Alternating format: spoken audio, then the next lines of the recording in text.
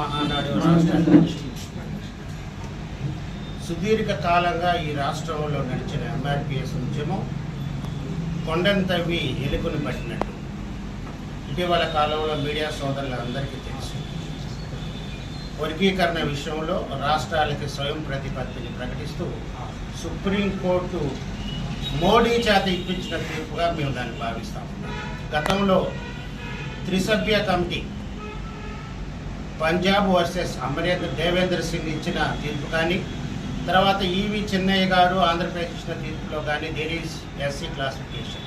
వర్గీకరణ అనేటువంటిది 341 ఆర్టికల్ ప్రకారం పార్లమెంట్లో సవరణ చేసిన తర్వాతే దాన్ని అమలు చేయాలి అనేటువంటి రాజ్యాంగబద్ధమైనటువంటి ఒక ఆర్టికల్ని తొంగలో తొక్కి పార్లమెంటుకు కళ్ళకు గంతలు కట్టి దొడ్డిదారిన తీసుకొచ్చినటువంటి తీర్పుని మేము తీవ్రంగా ఖండిస్తూ ఉన్నాం.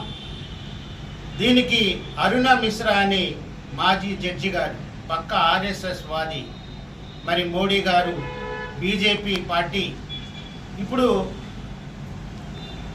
ఈ దేశంలో మాదిగ సోదరులందరూ కూడా వర్గీకరణ జరిగింది అని సంబరాలు చేసుకుంటూ సంకలు కొట్టుకుంటున్నారు. సోదరులకి నేను చేసే విజ్ఞప్తి ఏంటంటే, మీరు సాధించింది ఎస్సీ వర్గీకరణ కాదు, ఎస్సీలని సర్వనాశనం చేసే క్రిమిలేయర్ని మనం ఆపాదించుకున్నాం, బలవంతంగా తెచ్చుకున్నాం. ఆ సూత్రాన్ని మన మీద బలవంతంగా రుద్దిన మహానుభావుడు మందకృష్ణ. మరి మీకు దళితుల మీద అంత ప్రేమ ఉంటే ఉత్తరప్రదేశ్లో ఎందుకని అమలు చేయకూడదు? రాజస్థాన్లో ఎందుకు అమలు చేయకూడదు? ఢిల్లీలో ఎందుకని అమలు చేయకూడదు? రాష్ట్రాలకి స్వయం ప్రతిపత్తి ప్రకటించిన తర్వాత చంద్రబాబు నాయుడు గారు ఆల్రెడీ ఎలక్షన్స్ ముందు వర్గీకరణ చేస్తాను, ఎన్నికల్లో గెలిచిన తర్వాత నేను వర్గీకరణ కట్టుబడి ఉన్నాను, వర్గీకరణ ఖచ్చితంగా చేస్తానని ఈ రాష్ట్రంలోని మాదిగ సోదరులు కూడా భ్రమలో బతకండి. దానికి ఒక కమిటీ వేయాలి, దానికి ఒక కమిషన్ వేయాలి.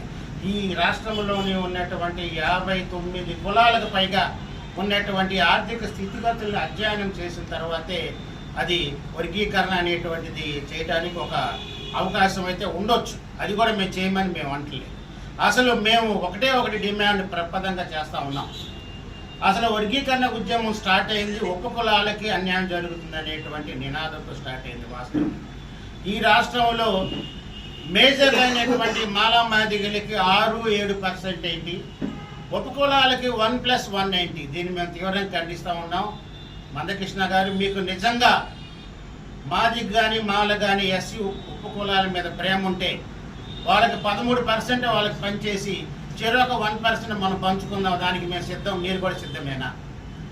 ఈ దేశంలో జాతీయ నాయకులైన మాయావతి గారు కానీ, తర్వాత చంద్రశేఖర్ ఆజాద్ కానీ, పాస్వాన్ గారి కొడుకు కానీ, తర్వాత రామ్దాస్ అత్వాలే కానీ, వీళ్ళందరూ కూడా ఎస్సీ క్లాసిఫికేషన్ని వ్యతిరేకిస్తున్నారు. వీళ్ళందరూ కూడా ఎస్సీలు కాదా?